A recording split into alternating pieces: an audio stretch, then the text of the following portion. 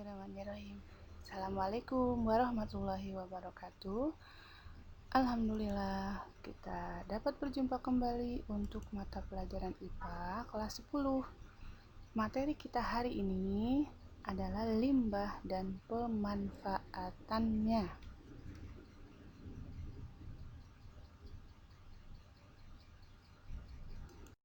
Baik, langsung saja ya. Limbah. Ya, limbah merupakan buangan yang dihasilkan dari aktivitas manusia. Ya, kita biasa menyebutnya dengan sampah. Oke. Karakteristik dari limbah. Karakteristik secara umum ya. Yang pertama, berukuran mikro. Ya, sampah itu atau limbah itu berukuran mikro atau lebih kecil. Mikro artinya kecil. Yang kedua, karakteristik yang kedua adalah dinamis. Karakteristik yang ketiga, penyebarannya berdampak luas. Jadi karena limbah ini penyebarannya berdampak luas ya di lingkungan kita. Yang keempat, berdampak jangka panjang. Ya. Kalau yang berdampak jangka panjang ini khusus untuk limbah yang anorganik ya. Jadi contohnya plastik. Itu dampaknya jangka panjang. Jangka pendeknya juga ada. Itu mencemari lingkungan, itu kotor. Berikutnya, jenis-jenis limbah. Ada berapa? Yang pertama, pengelompokan limbah berdasarkan jenis senyawanya. Ya, pengelompokan limbah berdasarkan jenis senyawanya.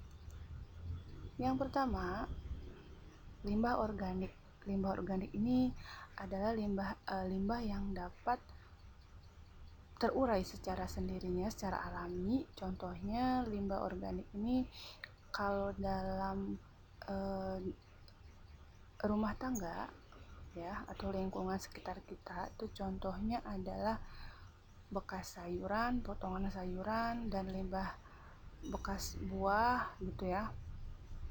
Itu akan sendirinya bisa terurai secara alami. Itu namanya limbah organik. Yang kedua, limbah anorganik. Nah, ini yang dimaksudkan berdampak jangka panjang. Ini limbah anorganik. Limbah anorganik ini akan mencemari lingkungan dalam jangka pendek maupun jangka panjang. Contoh, saya contohkan sampah atau limbah plastik di tanah. Misalnya plastik ada di dalam tanah, misalnya terkubur oleh tanah ya, akan menyebabkan kerusakan pada tanah atau menghalangi kesuburan tanah. Kemudian dampaknya jangka panjang karena plastik ini tidak bisa terurai secara alami. Kalaupun bisa terurai dalam jangka waktu yang sangat lama. Jadi bisa 4 dekade atau bisa 40 tahun bahkan lebih. Makanya penggunaan plastik harus sebisa mungkin dikurangi. Yang ketiga adalah limbah B3. B3 ini bahan beracun dan berbahaya. Berbahaya bagi keberlangsungan kehidupan manusia tentunya ya. Oke, lanjut. Pengelompokan limbah berdasarkan wujudnya. Ini ada yang pertama adalah limbah cair. Limbah cair ini biasanya dihasilkan oleh industri ya, bahan-bahan kimia ya. Yang kedua adalah limbah padat. Ya, limbah padat berarti ada bentuknya, bisa dihasilkan oleh domestik atau rumah tangga, bisa juga industri, pertanian dan lain-lain. Yang ketiga adalah limbah gas. Jadi ada 3 berdasarkan wujudnya ya. Ada cair, padat, dan gas. Berikutnya. Oke. Ini pengelompokan limbah berdasarkan sumbernya. Berasal dari mana limbah itu? Kita kelompokkan. Yang pertama adalah limbah domestik. Limbah domestik itu adalah limbah atau sampah yang berasal dari rumah tangga, dari rumah kita, lingkungan sekitar ya. Yang kedua, limbah industri. Nah, limbah industri ini berarti sumbernya dari proses produksi yang dilakukan di dalam pabrik atau pabrikasi. Yang ketiga adalah limbah pertanian. Berarti limbahnya berasal dari pertanian. Yang keempat, limbah pertambangan. Jadi ada 4 ya. Berdasarkan sumbernya, yang pertama dari domestik atau rumah tangga, kedua industri, yang ketiga pertanian, yang keempat pertambangan. Pemanfaatan limbah. Nah, karena limbah ini jika tidak dimanfaatkan akan merugikan manusia, maka manusia harus berpikir bagaimana cara memanfaatkan limbah. Cara yang pertama adalah reduce. Reduce ini mengurangi penggunaan alat atau benda yang dapat menghasilkan limbah yang berlebih. Jadi mengurangi. Contoh, kita mengurangi penggunaan plastik. Contoh, kita tidak membuang sampah sembarangan sehingga mengurangi pencemaran. Reduce ini mengurangi, berarti mengurangi penggunaan barang-barang atau benda-benda yang dapat menimbulkan limbah itu ada. Reduce itu mengurangi. Yang kedua adalah reuse. Reuse artinya adalah penggunaan kembali. Jadi ketika sudah dipakai, misalnya kadang benda itu tidak terpakai lama, kemudian tahu dibuang, atau yang sudah tidak terpakai lagi oleh orang lain, kemudian yang bisa dipakai lagi gitu, yang bisa dipakai lagi, yang bisa dimanfaatkan lagi, bolehlah, nggak usah dibuang dulu, untuk mengurangi sampah atau limbah. Yang ketiga, recycle. Recycle ini adalah daur ulang. Jadi misalnya berasal dari sampah anorganik berupa plastik, dikumpulkan kemudian dibuat menjadi alat-alat rumah tangga yang dapat berguna. Nah, contohnya banyak ya yang dijual di alat-alat perabot itu hasil dari recycle. Karena apa? Karena jika dibuang ya, itu termasuk jenis limbah anorganik yang sulit untuk terurai atau tidak bisa terurai oleh alam. Makanya manusia berpikir bagaimana caranya memanfaatkan, itu mendaur ulang supaya dapat digunakan lagi dan ada manfaatnya bagi keberlangsungan kehidupan manusia. Next, yang keempat adalah replace. Replace ini adalah mengganti. Ya, artinya mengganti apa? Mengganti barang-barang yang kita gunakan dengan barang-barang atau benda-benda yang setidaknya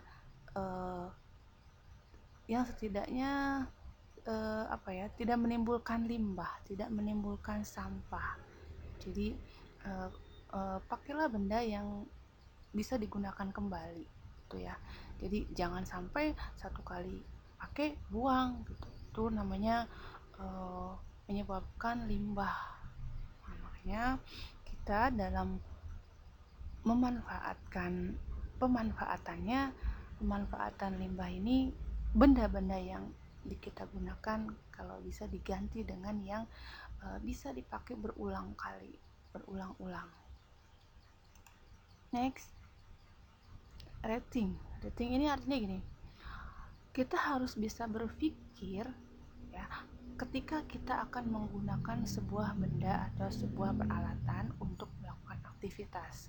Jika ini menimbulkan limbah baru, maka kalau bisa hindari, mencegah datangnya limbah atau sampah, maka kita menghindari.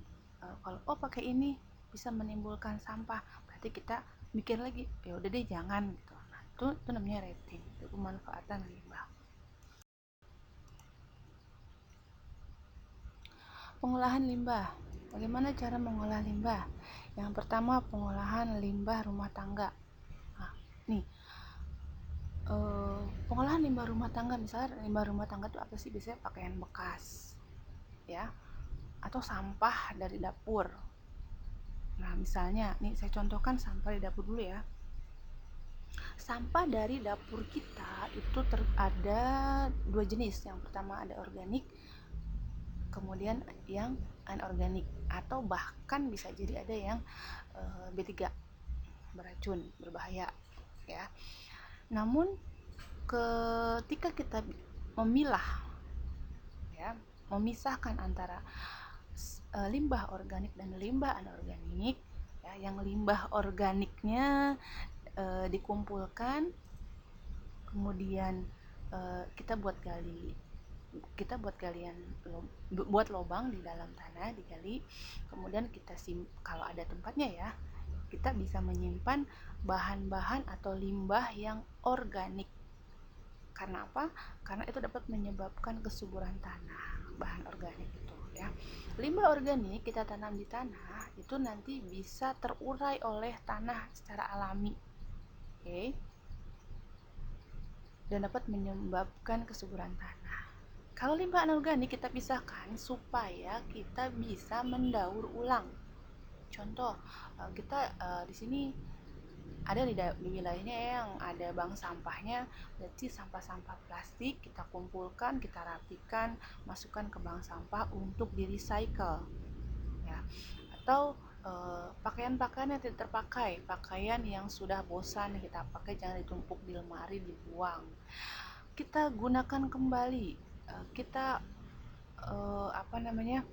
olah kembali supaya menjadi sesuatu yang berguna bagi keberlangsungan kita. Contoh bisa buat keset, dibuat benda-benda yang bisa dimanfaatkan kembali itu ya. Ini pengolahan limbah domestik. Yang kedua adalah pemanfaatan grey water. Grey water ini pernah dengar nggak? Grey water ini adalah air kelabu. Kalau kalau saya sih bilangnya air comberan ya, air yang berasal dari rumah kita. Biasanya kita habis mandi, habis nyuci ya, cuci piring, itu kan airnya itu yang disebut dengan green water ya. Jadi air yang sudah mengandung zat lain, kurang lebih seperti itu. Dimanfaatkan untuk apa? Disalurkan ke rawa bisa ya, ke kalau dekat dengan irigasi ya irigasi, karena kita kan mungkin tidak ada seperti itu ya, kita buat kemana nih gitu, dimanfaatkan green waternya. Next, yang ketiga adalah pengolahan limbah cair. Nah, limbah cair ini supaya tidak mencemari lingkungan, maka limbah cair dimanfaatkan, didaur ulang, diolah kembali menjadi sesuatu yang dapat berguna. Yang keempat, pengolahan limbah padat. Nah, itu yang tadi recycle, bisa ya, caranya recycle.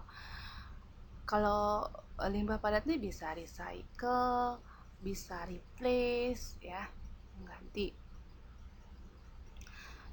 bisa reuse ya, pengolahannya. Yang kelima, pengolahan limbah gas. Jadi gas